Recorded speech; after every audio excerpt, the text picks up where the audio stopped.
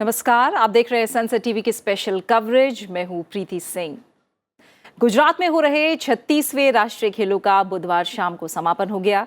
सूरत के Pandit Deendayal Upadhyay indoor stadium में भव्य समापन समारोह में उपराष्ट्रपति जगदीप धनखड़ और लोकसभा अध्यक्ष ओम बिरला शामिल हुए। राष्ट्रीय खेलों में 7,000 से अधिक एथलीटों ने विभिन्न खेल स्पर्धाओं में हिस्सा लिया। समारोह को संबोधित करते हुए उपराष्ट्रपति जगदीप धनखड़ ने कहा कि डेमोग्राफिक डिविडेंड भारत की बड़ी ताकत है और भारत एक गतिशील राष्ट्र और युवा देश के रूप में उभरा है। उपराष्ट्रपति ने कहा कि भारत अलग अलग चीजें अलग अलग तरीके से कर रहा है और ये सफल और भव्य आयोजन इसका प्रतीक है। मैं दावे के साथ कह सकता हूं, सब कुछ मुमकिन है, सब कुछ संभव है। जिस चीज को हम सपने में नहीं सोचते वो जमीन पर उतरी हुई देखी है मैंने। आजादी के पहले, आजादी के बाद और आज के दिन इस मिट्टी के लालू ने देश और दुनिया में भारत का डंका बजाया है। उपराष्ट्रपति ने कहा कि राष्ट्रीय एकता को मजबूत करते हुए कार्यक्रम आजादी के अमृत महोत्सव की भावना को दर्शाता है। विश्व स्तरीय बुनियादी ढांचे का जिक्र करते हुए उपराष्ट्रपति ने कहा कि वो दिन दूर नहीं जब भारत ओलंपिक की मेजबानी करेगा। I have no doubt, I am confident, the day is not far when India, Bharat will host Olympics. Olympic के लिए आज मेरा मन आश्वस्त है। दुनिया के सबसे बड़े लोकतंत्र की दावेदारी सबसे मजबूत होगी। कार्यक्रम को लोकसभा अध्यक्ष ओम बिरला ने भी संबोधित किया। उन्होंने कहा कि देश के जिन खिलाड़ियों ने राष्ट्रीय खेलों में रिकॉर्ड तोड़े हैं वो आने वाले दिनों में दुनिया में देश का नाम रोशन करेंगे।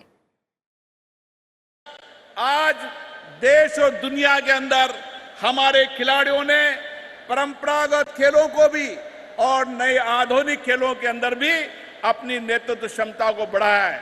मुझे आशा है कि भारत का ये नौजवान खिलाड़ी जो यहाँ पर नेशनल गेम्स में आया है, जिन्होंने कई रिकॉर्ड पुराने नेशनल गेम्स के तोड़े हैं, आने वाले समय में विश्व के अंदर भारत के तिरंगों को सबसे ऊंचा उठाएगा। दिल्ली में राष्ट्रीय मानवाधिकार आयोग के स्थापना दिवस पर आयोजित कार्यक्रम को भी उपराष्ट्रपति जगदीप धनखड़ ने संबोधित किया। उन्होंने कहा कि किसी भी तरह के विस्तार और विशेषकर भौगोलिक सीमाओं के विस्तार में मानवाधिकारों का उल्लंघन शामिल होता है और एक राष्ट्र के तौर पर भारत कभी इस तरह की नीति में विश्वास नहीं करता। उन्होंने कहा कि भारतीय लोकाचार ऐसा है कि देश की चिंता सिर्फ अपने तक सीमित नहीं है बल्कि पूरी दुनिया की परवाह करता है। ऐसा कोई देश नहीं है जो हमारे इस रिकॉर्ड की बराबरी कर सके। उपराष्ट्रपति ने कहा कि मानवाधिकार को केवल व्यक्तिगत स्वतंत्रता और गरिमा के संरक्षण के सीमित अर्थ में नहीं समेटा जा सकता है बल्कि इन्हें व्यापक परिप्रेक्ष्य में समझना होगा।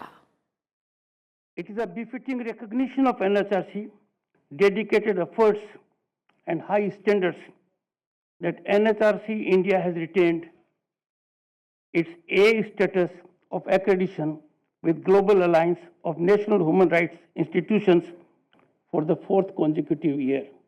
I have no doubt this track record would ever be on incremental trajectory. This indicates our nation's excellent recent record as regards human rights. Lok Sabha अध्यक्ष ओम बिरला ने सूरत के भगवान महावीर विश्वविद्यालय में कॉलेज ऑफ लीगल स्टडीज और innovation and incubation centre of entrepreneurship का लोकार्पण किया।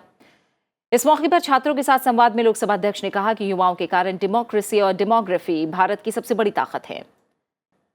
अगर लोकतांत्रिक संस्थाओं को जवाबदेही बनाना है तो मेरे भारत के नौजवानों को उसमें सक्रिय भागीदारी निभानी पड़ेगी। उनको सुशासन लाने के लिए, अच्छा शासन लाने के लिए एक जवाबदेही, एक भारत के नौजवान जवाबदेही से काम करने की, जवाबदेही से भागीदारी बने और एक अच्छा शासन, पारदर्शिता शासन लाए जो जनता की जवाबदेही से काम कर सके। बीजेपी की वरिष्ठ नेता और भुवनेश्वर से लोकसभा सांसद अपराजिता सारंगी ने इंटर पार्लियामेंट्री यूनियन आईपीयू की कार्यकारी समिति के सदस्य का चुनाव जीत लिया है। रवांडा के किगाली में हुए चुनाव में उन्होंने 18 वोटों में से 12 वोट हासिल करके शानदार जीत हासिल की।